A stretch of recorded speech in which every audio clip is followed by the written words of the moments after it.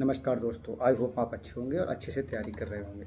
दोस्तों, अभी 22 मई 2025 को यूपीएससी की प्रारंभिक परीक्षा प्रस्तावित है और संभव है कि ये परीक्षा अपनी निश्चित डेट पर होगी। अब हमें ध्यान ये रखना है कि जो लोग 2025 की प्रारंभिक परीक्षा दे रहे हैं उनके लिए ढेर सारी शुभकामनाएं।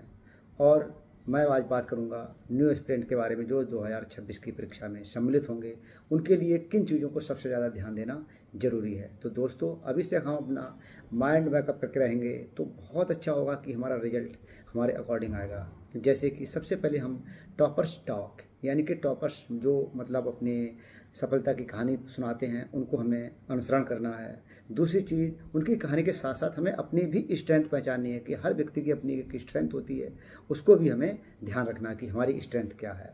फिर हम तीसरी बात करेंगे कि बेसिक स्ट्रेटेजिक सब्जेक्ट, जो हमारे बेसिक सब्जेक्ट हैं उन पे हमारी कितनी अच्छी पकड़ है, इसको हम ध्यान रखेंगे। अगर हमारी पकड़ कहीं पे कमज़ोर है तो हम एनसीईआरटी को अपना आधार बनाएंगे दोस्तों।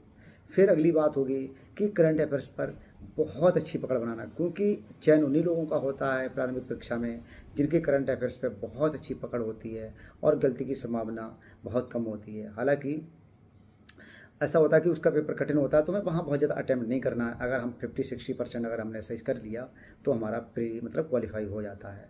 फिर हमें क्या ध्यान देना है कि पीवाईक्यू को ज़रूर अपना बेस बनाएं, क्योंकि पीवाईक्यू को अगर हम बेस बनाएंगे तो हमारी परीक्षा में जो परफॉर्मेंस होगी वो ज़्यादा बेहतर होगी।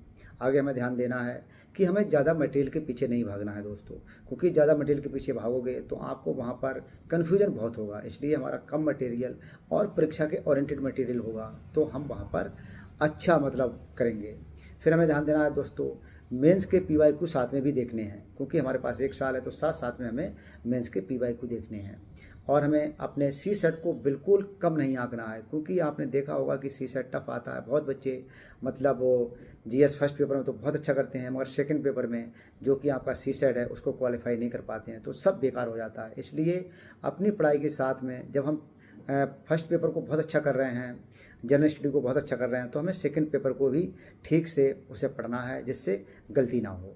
और दोस्तों, आपको ये भी देखना है कि इसमें मेरिट बहुत, आपने देखो फाइनल जो कट ऑफ आई थी वो फाइनल कट ऑफ 51.5 में 5% पर उन्होंने टॉप किया है, जो कि टॉपर्स हैं।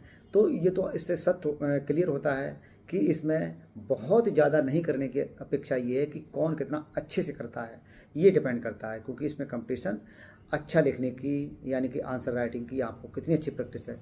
धन्यवाद दोस्तों।